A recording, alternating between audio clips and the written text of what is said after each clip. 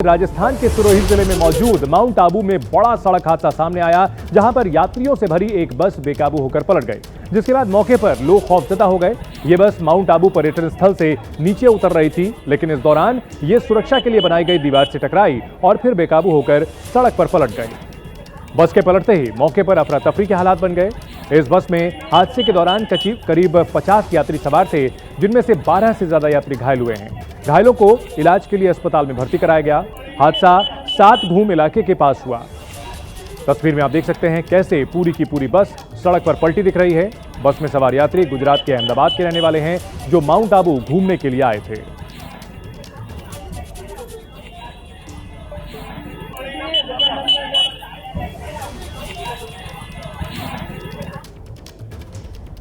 UP के फिरोजाबाद में उस वक्त अफरा तफरी मच गई जब एक ड्राइवर ने 3 बाइक पर ट्रैक्टर चढ़ा दिया और इसकी वजह से मौके पर अफरा तफरी मच गई। बाइक पर ट्रैक्टर चढ़ाने वाला ड्राइवर फौरन मौके से फरार हो गया। वहीं इस हादसे से लोग काफी गुस्से में नजर आए। लोगों की माने तो पुलिस बालू से भरे ट्रक को रुकवाने की कोशिश कर रही थी, जिससे घबराए ट्रैक्टर ड्राइवर ने भागने की कोशिश की और ट्रैक्टर को सड़क किनारे खड़ी 3 बाइक्स पर चढ़ा दिया। गनीमत रही कि इस हादसे में कोई घायल नहीं हुआ, लेकिन ट्रैक्टर के कुचलने से बाइक टूट फूट जरूर गई। जैसे ही लोग ट्रैक्टर की ओर भागे तो इसका ड्राइवर मौके से भाग निकला। हादसा उत्तर बस स्टैंड के पास हुआ। तस्वीर में आप देख सकते हैं कैसे ट्रैक्टर के ड्राइवर ने सड़क किनारे खड़ी 3 बाइक्स को कुचल डाला और इसकी वजह से लोगों में काफी नाराजगी देखने को मिली। फिलहाल पुलिस आरोपी ट्रैक्टर ड्राइवर की तलाश कर रही है।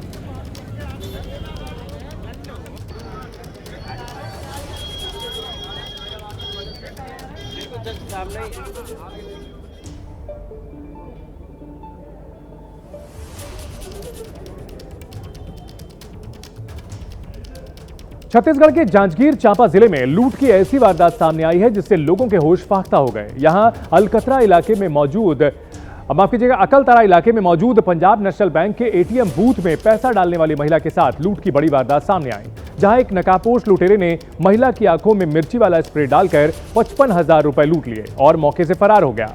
पूरी वारदात एटीएम बूथ में लगे सीसीटीवी में कैद हो गई, जिसमें साफ दिख रहा है कि जिस दौरान महिला कर्मचारी एटीएम मशीन में कैश लोड कर रही थी, तभी घात लगाकर बैठा नकाबपोश मौके पर पहुंचा और महिला कर्मचारी की आंख में मिर्ची वाला स्प्रे कर दिया। महिला बुरी तरह छटपटाने लगी और इस बीच एटीएम बूथ में रखे 55,000 रुपए लेकर बदमाश फरार हो गया। पुलिस आरोपी बदमाश की तलाश में जुटी है।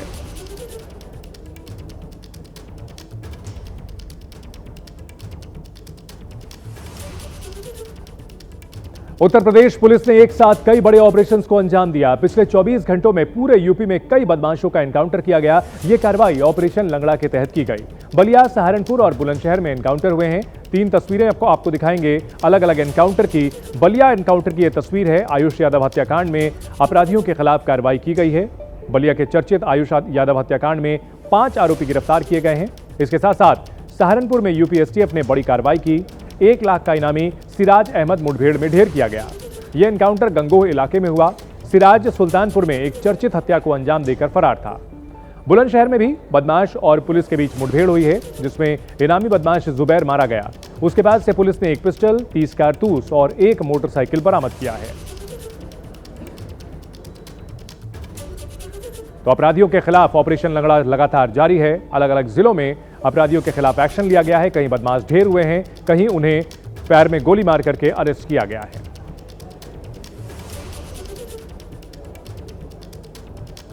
लखनऊ के मलिहाबाद में चोरों ने एक ज्वेलरी शोरूम में करीब 1.5 करोड़ के माल पर हाथ साफ कर दिया। इस वारदात का सीसीटीवी फुटेज भी सामने आया। इसमें चोर दुकान की तरफ जाते हैं और वहां से वापस लौटते दिखते हैं।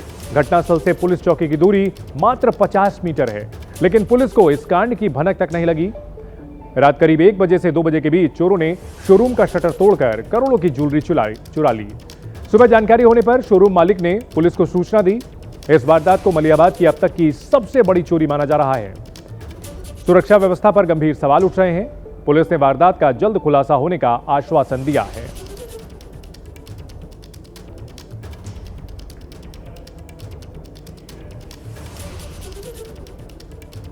यूपी के झांसी में प्लास्टिक स्क्रैप फैक्ट्री में आग लगने से पूरे इलाके में अफरा तफरी मच गई। इस स्क्रैप फैक्ट्री में भारी तादाद में प्लास्टिक कबाड़ रखा हुआ था, जिसमें बीती रात करीब 2 बजे अचानक आग लग गई। इसके बाद पूरे इलाके में हड़कंप मच गया। फैक्ट्री में प्लास्टिक का कबाड़ होने की वजह से आग काफी तेजी से भड़की। देखते ही देखते आग ने विकराल रूप धारण कर लिया। आग के भड़कने के बाद आसपास के लोग खौफजदा हुए। हादसे की जानकारी फायर ब्रिगेड को दी गई। फायर ब्रिगेड की 12 गाड़ियां मौके पर पहुंची, लेकिन आग पर काबू नहीं पा सकी। इसके बाद भेल और आर्मी की भी मदद ली गई, जिनकी गाड़ियां भी आग बुझाने के लिए मौके पर पहुंची। सभी की कोशिश से आग पर काबू तो पा लिया गया, लेकिन इतने वक्त में स्क्रैप फैक्ट्री में रखा 3 से 4 करोड़ का सामान जलकर खाक हो गया। हादसा प्रेमनगर इलाके में मौजूद बिजौली इंडस्ट्रियल इलाके में हुआ है।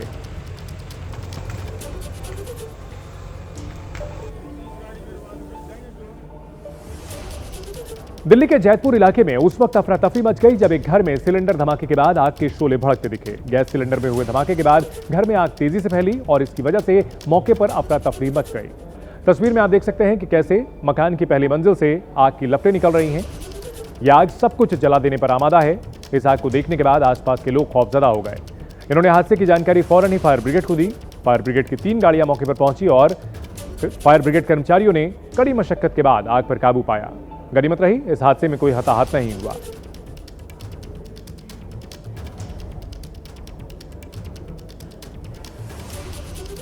मुंबई के अंधेरी ईस्ट के मरोल रमाबाई नगर इलाके में एक घर में गैस लीक होने से 3 लोग गंभीर रूप से घायल हो गए। दरअसल रमाबाई नगर इलाके में एक झुग्गी झोपड़ी में सुबह करीब 5:30 बजे घर से गैस सिलेंडर लीक हो रही थी।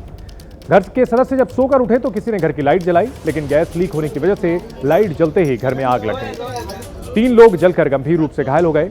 सूचना मिलने पर फायर ब्रिगेड की टीम पहुंची और आग पर काबू पाया। घायलों को इलाज के लिए कस्तूरबा हॉस्पिटल में भर्ती कराया गया है। महाराष्ट्र के संभाजीनगर में एक सड़क हादसा सामने आया। यहां पर एक तेज रफ्तार कार ने ऑटो रिक्शा को जोरदार टक्कर मार दी, जिससे हड़कंप मच गया। हादसा मोंढा नाका फ्लाईओवर पर हुआ, जहां इस हादसे में 22 साल के युवक और 5 साल की बच्ची ने मौके पर ही दम तोड़ दिया। लोगों ने बताया कि टक्कर इतनी भीषण थी कि युवक ऑटो रिक्शा से सीधे जालना रोड पर जा गिरा। इस हादसे में 4 और लोग भी घायल हुए हैं, जिनका इलाज अस्पताल में चल रहा है। हादसा शनिवार देर रात हुआ, जिससे पूरे इलाके में हड़कंप मच गया। पुलिस ने बताया कि फ्लाईओवर पर ट्रैफिक को एक ओर से रोका गया था, लेकिन इसके बावजूद आरोपी तेज रफ्तार से कार चला रहा था और यही तेज रफ्तार हादसे की वजह बनी।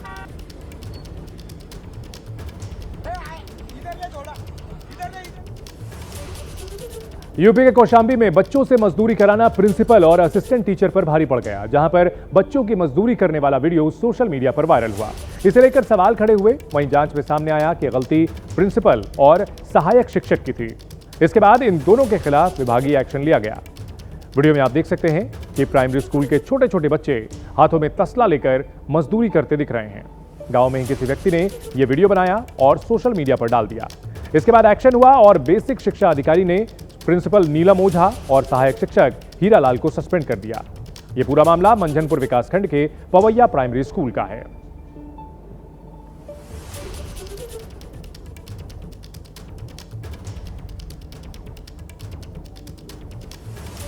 छत्तीसगढ़ के अंबिकापुर में एनएच विभाग की ऐसी करतूत सामने आई, जिसे देखने के बाद यकीन मानिए कि आप भी अपना सिर पकड़ लेंगे। दरअसल यहां पर नेशनल हाईवे विभाग ने ऐसी सड़क बनाई जो सुबह ही बिखर गई और पूरी सड़क सफाई कर्मचारी कचरे की तरह अपनी गाड़ी में भरकर चले गए। तस्वीर में आप जिस सड़क को देख रहे हैं, जिसे सफाई कर्मचारी उठाकर ट्रक में डाल रहा है, वो पुरानी नहीं बल्कि बीती रात ही बनी थी। तस्वीर देखने से आपको अंदाजा हो गया होगा कि सड़क को बनाने में किस पैमाने पर भ्रष्टाचार किया गया। रात में बनी सड़क सुबह झाड़ू लगाते ही बिखर गई और इसके बाद सफाई कर्मचारी सड़क ही कचरे की गाड़ी से उठाकर फेंकने के लिए चले गए। करीब 6 करोड़ की लागत से अंबिकापुर से होकर गुजरने वाले NH 43 पर रिपेयरिंग का काम किया जा रहा था।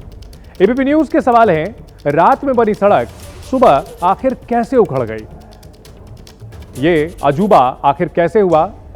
इसका मतलब यही है कि जनता का पैसा पानी में क्यों बहाया जा रहा है, यह बड़ा सवाल है। सड़क बनाने वाले ठेकेदार पर कार्रवाई कब होगी?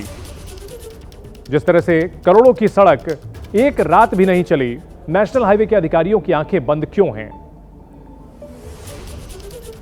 क्या ठेकेदार से मिले हुए हैं नेशनल हाईवे के अधिकारी? बड़ा सवाल यह है, क्योंकि बिना मिलीभगत के इतने बड़े पैमाने पर भ्रष्टाचार नहीं हो सकता। इतनी घटिया सड़क का निर्माण हुआ है, रात में सड़क बनती है और सुबह कचरे की तरह उसे उठा करके हटा दिया जाता है। यानी कि यहां पूरा पैसा भ्रष्टाचार की भेंट चढ़ गया और आम जनता के हाथ खाली रह गए हैं, क्योंकि सड़क फिर से पहले की तरह ही हो चुकी है। वैसे ही गड्ढे दिख रहे हैं, रात में जो बनी सड़क थी उसमें अलकतरा नाम मात्र का भी नहीं था और ऐसे में वो सड़क सुबह कूड़े के ढेर के साथ हटा दी गई। छत्तीसगढ़ के अंबिकापुर का यह बड़ा दिलचस्प वाकया है।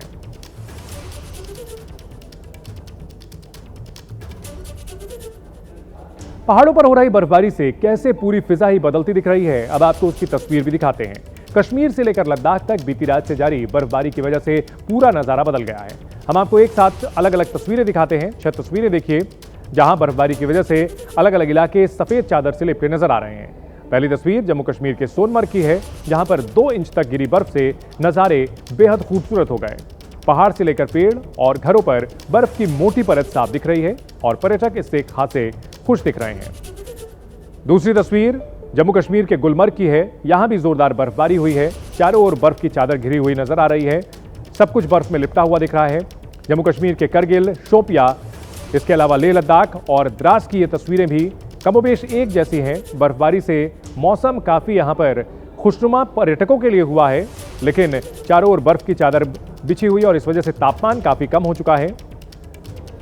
गुलमर्ग में जहां बर्फबारी से 6 इंच मोटी परत जमी हुई दिख रही है, लेह में भी बर्फबारी की वजह से पूरा इलाका बदला बदला नजर आ रहा है।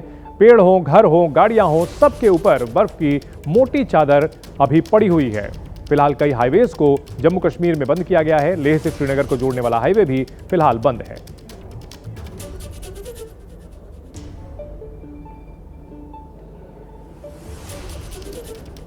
पूरा उत्तर भारत इन दिनों शीतलहर और ठंड की चपेट में है। धर्मनगरी काशी में जबरदस्त ठंड पड़ रही है। ठंड और शीतलहर के बीच श्रद्धालु गंगा घाट पर स्नान के लिए पहुंच रहे हैं।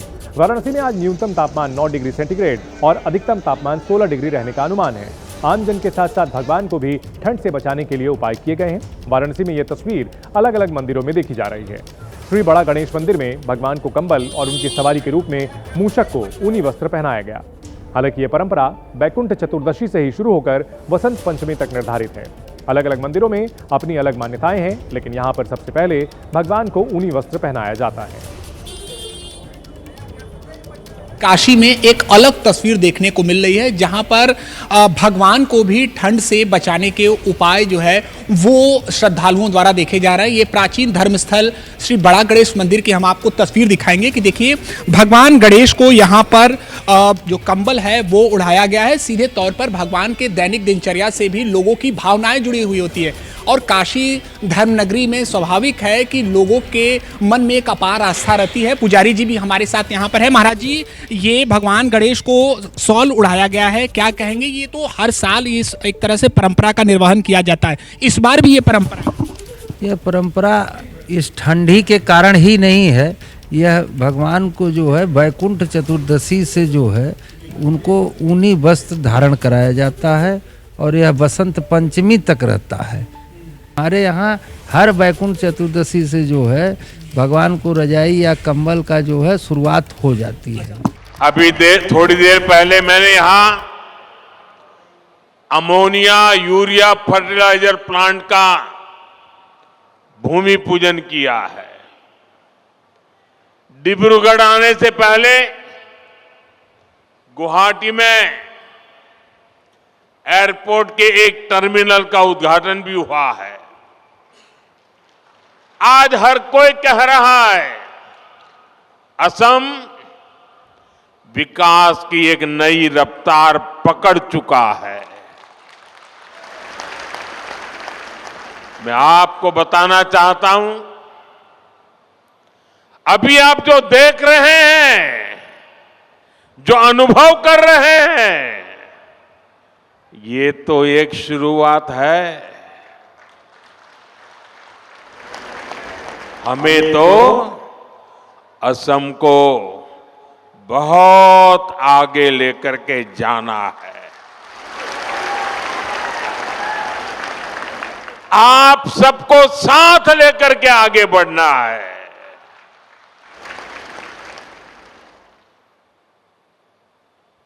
असम की जो ताकत और असम की भूमिका अहोम साम्राज्य के दौर में थी,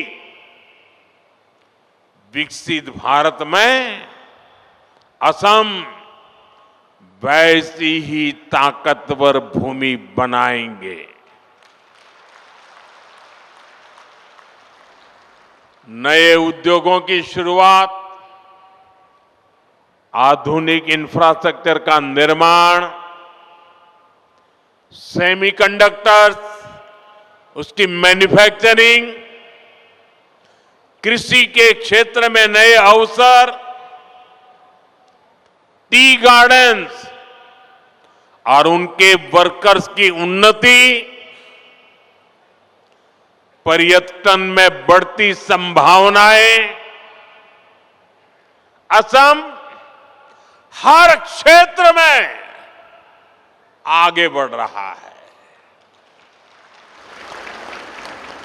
मैं आप सभी को और देश के सभी किसान भाई बहनों को इस आधुनिक फर्टिलाइजर प्लांट के लिए बहुत बहुत शुभकामनाएं देता हूं। मैं आपको गुवाहाटी एयरपोर्ट के नए टर्मिनल के लिए भी बधाई देता हूं। बीजेपी की डबल इंजन सरकार में उद्योग और कनेक्टिविटी की जुगलबंदी असम के सपनों को पूरा कर रही है और साथ ही हमारे युवाओं को नए सपने देखने का हौसला भी दे रही है। साथियों, विकसित भारत के निर्माण में देश के किसानों की, यहां के अन्नदाताओं की बहुत बड़ी भूमिका है। इसलिए हमारी सरकार किसानों के हितों को सर्वोपरि रखते हुए दिन रात काम कर रही है। यहां आप सभी को किसान हितैषी योजनाओं का लाभ दिया जा रहा है। कृषि कल्याण की योजनाओं के बीच ये भी जरूरी है कि हमारे किसानों को खाद की निरंतर सप्लाई मिलती रहे। आने वाले समय में ये यूरिया कारखाना ये सुनिश्चित करेगा। इस फर्टिलाइजर प्रोजेक्ट पर करीब 11,000 करोड़ रुपए खर्च किए जाएंगे।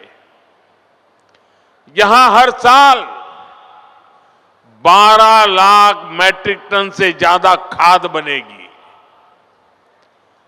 जब उत्पादन यही होगा तो सप्लाई तेज होगी, लॉजिस्टिक का खर्चा घटेगा।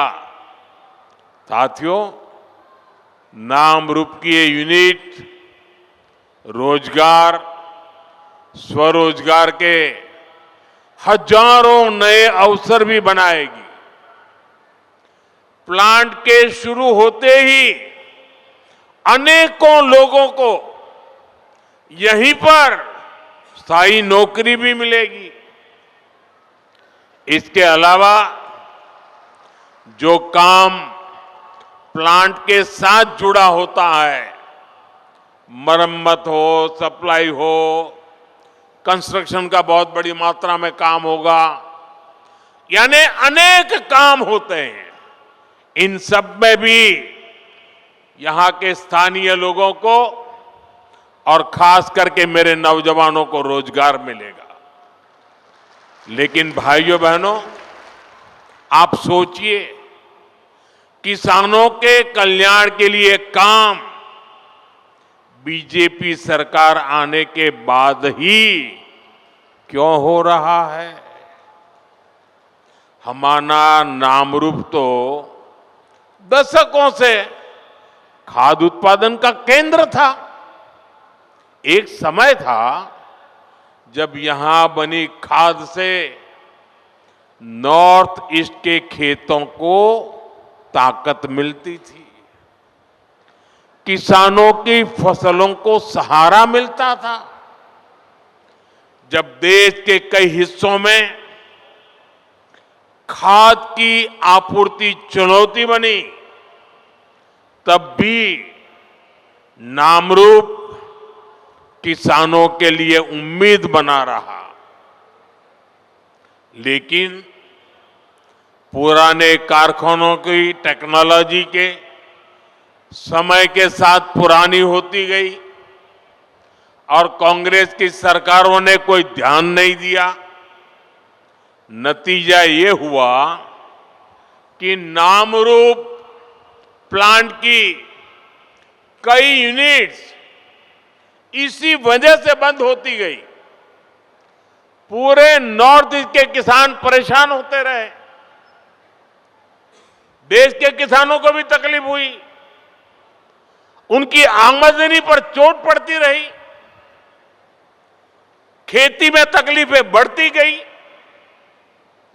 लेकिन कांग्रेस वालों ने इस समस्या का कोई हल ही नहीं निकाला। वो अपनी मस्ती में ही रहे।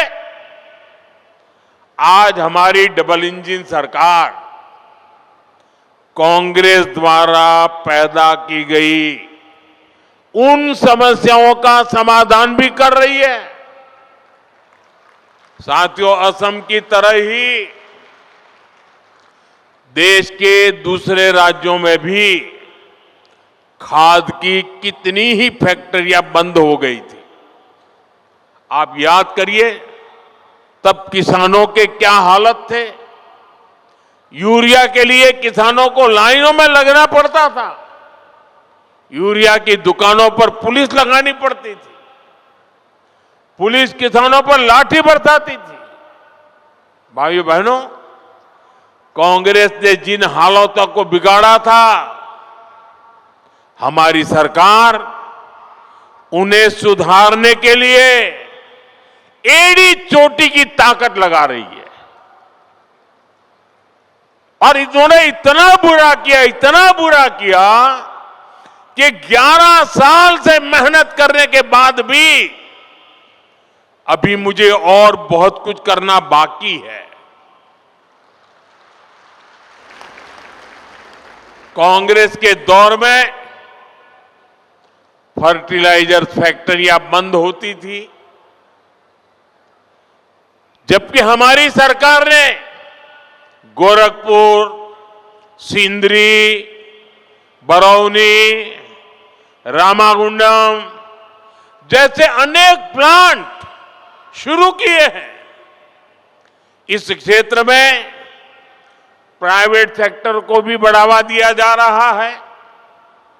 आज इसी का नतीजा है, हम यूरिया के क्षेत्र में आने वाले कुछ समय में आत्मनिर्भर हो सके, उस दिशा में मजबूती से कदम रख रहे हैं।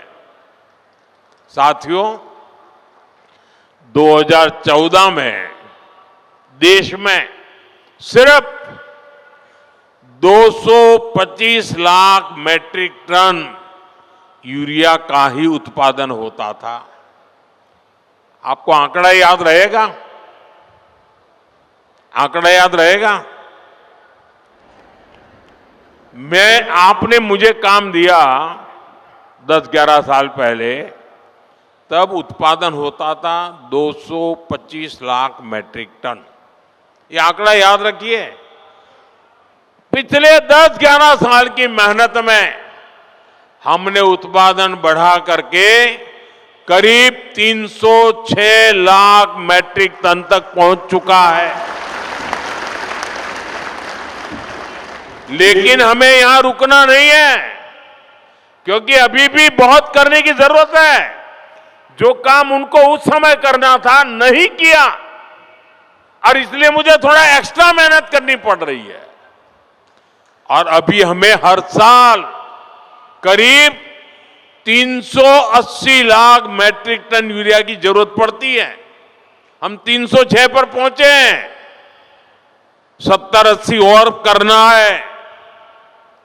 लेकिन मैं देशवासियों को विश्वास दिलाता हूं, हम जिस प्रकार से मेहनत कर रहे हैं, जिस प्रकार से योजना बना रहे हैं और जिस प्रकार से मेरे किसान भाई बहन हमें आशीर्वाद दे रहे हैं, हम हो सके उतना जल्दी इस गैप को भरने में कोई कमी नहीं रखेंगे। और भाइयों बहनों, मैं आपको एक और बात बताना चाहता हूं। आपके हितों को लेकर हमारी सरकार बहुत ज्यादा संवेदनशील है। जो यूरिया हमें महंगे दामों पर विदेशों से मंगाना पड़ता है, हम उसकी भी चोट अपने किसानों पर नहीं पड़ने देते। बीजेपी सरकार सब्सिडी देकर वो भार सरकार खुद उठाती है। भारत के किसानों को सिर्फ 300 रुपए में यूरिया की बोरी मिलती है। उस एक बोरी के बदले भारत सरकार को दूसरे देशों को, जहां से हम बोरी लाते हैं, करीब करीब 3,000 रुपया देना पड़ता है। अब आप सोचिए, हम लाते हैं 3,000 में और देते हैं 300 में। ये सारा बोझ देश के किसानों पर हम नहीं पड़ने देते। ये सारा बोझ सरकार खुद भरती है, ताकि मेरे देश के किसान भाई बहनों पर बोझ ना आए। लेकिन मैं किसान भाई बहनों को भी कहूंगा कि आपको भी मेरी मदद करनी होगी। और वो मेरी मदद है इतना ही नहीं, मेरे किसान भाई बहन आपकी भी मदद है। और वो है ये धरती माता को बचाना। हम धरती माता को अगर नहीं बचाएंगे तो यूरिया की कितने ही थैले डाल दे, ये धरती मां हमें कुछ नहीं देगी। और इसलिए जैसे शरीर में बीमारी हो जाए तो दवाई भी हिसाब से लेनी पड़ती है। 2 गोली की जरूरत है, 4 गोली खा लें तो शरीर को फायदा नहीं, नुकसान हो जाता है। वैसा ही ये धरती मां को भी अगर हम जरूरत से ज्यादा, पड़ोस वाला ज्यादा बोरी डालता है इसलिए मैं भी बोरी डाल दूं, इस प्रकार से अगर करते रहेंगे तो ये धरती मां हमसे रूठ जाएगी। यूरिया खिला खिला करके हमें धरती माता को मारने का कोई हक नहीं है। ये हमारी मां है, हमें उस मां को भी बचाना है। साथियों, आज बीज से बाजार तक भाजपा सरकार किसानों के साथ खड़ी है। खेत के काम के लिए सीधे खाते में पैसे पहुंचाए जा रहे हैं, ताकि किसान को उधार के लिए भटकना न पड़े। अब तक पीएम किसान सम्मान निधि के लगभग 4 लाख करोड़ रुपए किसानों के खाते में भेजे गए हैं। आंकड़ा याद रहेगा? भूल जाएंगे? 4 लाख करोड़ रुपया मेरे देश के किसानों के खाते में सीधे जमा किए हैं। इसी साल किसानों की मदद के लिए 35,000 करोड़ रुपए की 2 योजनाएं, नई योजनाएं शुरू की है। 35,000 करोड़ पीएम धन धान्य कृषि योजना और दलहन आत्मनिर्भरता मिशन, इससे खेती को बढ़ावा मिलेगा। साथियों, हम किसानों की हर जरूरत को ध्यान रखते हुए काम कर रहे हैं। खराब मौसम की वजह से फसल नुकसान होने पर किसान को फसल बीमा योजना का सहारा मिल रहा है। फसल का सही दाम मिले, इसके लिए खरीद की व्यवस्था सुधारी गई है। हमारी सरकार का साफ मानना है कि देश तभी आगे बढ़ेगा जब मेरा किसान मजबूत होगा, और इसके लिए हर संभव प्रयास किए जा रहे हैं। साथियों, केंद्र में हमारी सरकार बनने के बाद हमने किसान क्रेडिट कार्ड की सुविधा से पशुपालकों और मछली पालकों को भी जोड़ दिया था। किसान क्रेडिट कार्ड केसीसी, ये केसीसी की सुविधा मिलने के बाद हमारे पशुपालक, हमारे मछली पालन करने वाले, इन सबको खूब लाभ उठा रहा है। केसीसी से इस साल किसानों को, यह आंकड़ा भी याद रखो, केसीसी से इस साल किसानों को 10 लाख करोड़ रुपए से ज्यादा की मदद दी गई है। 10 लाख करोड़ रुपया। बायो फर्टिलाइजर पर जीएसटी कम होने से भी किसानों को बहुत फायदा हुआ है। भाजपा सरकार भारत के किसानों को नेचुरल फार्मिंग के लिए भी बहुत प्रोत्साहन दे रही है। और मैं तो चाहूंगा असम के अंदर कुछ तहसील ऐसे आने चाहिए आगे जो 100% नेचुरल फार्मिंग करते हैं। आप देखिए, हिंदुस्तान को आसाम दिशा दिखा सकता है। आसाम का किसान देश को दिशा दिखा सकता है। हमने नेशनल मिशन और नेचुरल फार्मिंग शुरू की। आज लाखों किसान इससे जुड़ चुके हैं। बीते कुछ सालों में देश में 10,000 किसान उत्पाद संघ एफपीओज बने हैं। नॉर्थ ईस्ट को विशेष ध्यान में रखते हुए हमारी सरकार ने खाद्य तेलों, पाम ऑयल से जुड़ा मिशन भी शुरू किया है। ये मिशन भारत को खाद्य तेल के मामले में आत्मनिर्भर तो बनाएगा ही, यहां के किसानों की आय भी बढ़ाएगा।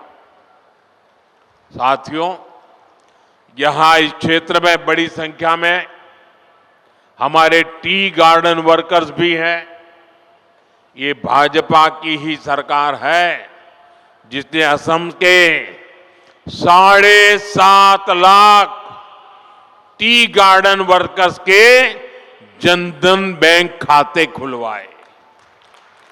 अब बैंकिंग व्यवस्था जुड़ने की वजह से इन वर्कर्स के बैंक खातों में सीधे पैसे भेजे जाने की सुविधा मिली है। हमारी सरकार टी गार्डन वाले क्षेत्रों में स्कूल, रोड, बिजली, पानी, अस्पताल की सुविधाएं बढ़ा रही है। साथियों, हमारी सरकार सबका साथ, सबका विकास के मंत्र के साथ आगे बढ़ रही है। हमारा ये विजन देश के गरीब वर्ग के जीवन में बहुत बड़ा बदलाव लेकर आया है। पिछले 11 वर्षों में हमारे प्रयासों से, योजनाओं को धरती पर उतारने के कारण 25 करोड़ लोग, यह आंकड़ा भी याद रखना, 25 करोड़ लोग गरीबी से बाहर निकले हैं। देश में एक नियो मिडिल क्लास तैयार हुआ है। ये इसलिए हुआ है क्योंकि बीते वर्षों में भारत के गरीब परिवारों के जीवन स्तर में निरंतर सुधार हुआ है। कुछ ताजे आंकड़े आए हैं जो भारत में हो रहे बदलाव के प्रतीक हैं। साथियों, और मैं मीडिया में ये सारी चीजें बहुत कम आती है और इसलिए मैं आपसे आग्रह करता हूं, मैं जो बातें बताता हूं जरा याद रख करके औरों को बताना। साथियों, पहले गांवों के सबसे गरीब परिवारों में 10 परिवार में से एक के पास 22 बाइक तक होती नहीं थी। 10 में से एक के पास भी नहीं होती। अभी जो सर्वे आए हैं, अब गांव में रहने वाले करीब करीब आधे परिवारों के पास बाइक या कार होती है। इतना ही नहीं, मोबाइल फोन तो लगभग हर घर में पहुंच चुके हैं। फ्रिज जैसी चीजें जो पहले लग्जरी मानी जाती थी, अब ये हमारे नियो मिडिल क्लास के घरों में भी नजर आने लगी है। आज गांवों की रसोई में भी वो जगह बना चुका है। नए आंकड़े बता रहे हैं कि स्मार्टफोन के बावजूद गांव में टीवी रखने का चलन भी बढ़ रहा है। ये बदलाव अपने आप में नहीं हुआ। ये बदलाव इसलिए हुआ है क्योंकि आज देश का गरीब सशक्त हो रहा है। दूर दराज के क्षेत्रों में रहने वाले गरीब तक भी विकास का लाभ पहुंचने लगा है। साथियों, भाजपा की डबल इंजन सरकार गरीबों, आदिवासियों, युवाओं और महिलाओं की सरकार है। इसलिए हमारी सरकार असम और नॉर्थ ईस्ट में दशकों की हिंसा खत्म करने में जुटी है। हमारी सरकार ने हमेशा असम की पहचान और असम की संस्कृति को सर्वोपरि रखा है। भाजपा सरकार असमिया गौरव के प्रतीकों को हर मंच पर हाईलाइट करती है। इसलिए हम गर्व से महावीर लसित बोरफुकन की 125 फीट की प्रतिमा बनाते हैं। हम असम के गौरव भूपेन हजारिका की जन्म शताब्दी का वर्ष मनाते हैं। हम असम की कला और शिल्प को, असम के गोमोशा को दुनिया में पहचान दिलाते हैं।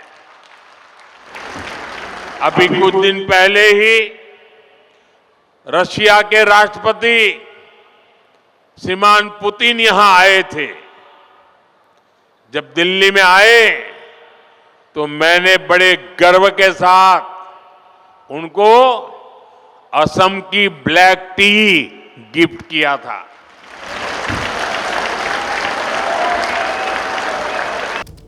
अगर आप ट्रेन से यात्रा करने की योजना बना रहे हैं तो यह खबर आपके लिए बेहद जरूरी है। भारतीय रेलवे ने यात्री किराए में बदलाव की घोषणा कर दी है। अच्छी खबर यह है कि रोजमर्रा के यात्रियों और छोटी दूरी का सफर करने वालों को इस बदलाव से कोई नुकसान नहीं होगा, लेकिन लंबी दूरी की यात्रा अब थोड़ी महंगी पड़ने वाली है। 26 दिसंबर से भारतीय रेलवे का किराया बढ़ेगा। जनरल क्लास के लिए 1 पैसा पर किलोमीटर किराया बढ़ेगा। 215 किलोमीटर से ज्यादा यात्रा पर किराया बढ़ा है। मेल और एक्सप्रेस ट्रेन के लिए 2 पैसे प्रति किलोमीटर का इजाफा किया गया है। मासिक टिकट के किराए में बढ़ोतरी नहीं होगी। किराया बढ़ाने से रेलवे को प्रतिवर्ष 600 करोड़ की आय होने की उम्मीद है। तो जनरल क्लास 2215 किलोमीटर से ज्यादा सफर पर 1 पैसा प्रति किलोमीटर का एक्स्ट्रा चार्ज अब लगेगा। एसी और स्लीपर के लिए अगर बात की जाए तो 2 पैसा प्रति किलोमीटर का चार्ज एक्स्ट्रा आप देना पड़ेगा। इसके अलावा आपको यह भी बता देते हैं कि 26 दिसंबर से जो किराया बढ़ रहा है उसका असर किन पर नहीं पड़ेगा। लोकल ट्रेन और मासिक बस पास जो होते हैं उन पर असर नहीं पड़ेगा, यानी लोकल ट्रेन के किराए में इजाफा नहीं होगा। 215 किलोमीटर तक का साधारण श्रेणी का जो सफर है उसमें भी किराए में बढ़ोतरी नहीं की जाएगी। लंबी दूरी के किराए की बढ़ोतरी की जा रही है। तो रेल का सफर अब महंगा होने जा रहा है। हालांकि ये दूर के किराए पर ही लागू होगा, दूर के सफर पर ही बढ़ा हुआ किराया लागू होगा। अगर आप नई दिल्ली से पटना तक का सफर संपूर्ण क्रांति एक्सप्रेस में कर रहे हैं तो आपके लिए किराए में 26 दिसंबर से कितनी बढ़ोतरी होगी ये भी आप जान लीजिए। पहले 520 रुपए आप देते थे, अब 540 रुपए आपको देने होंगे।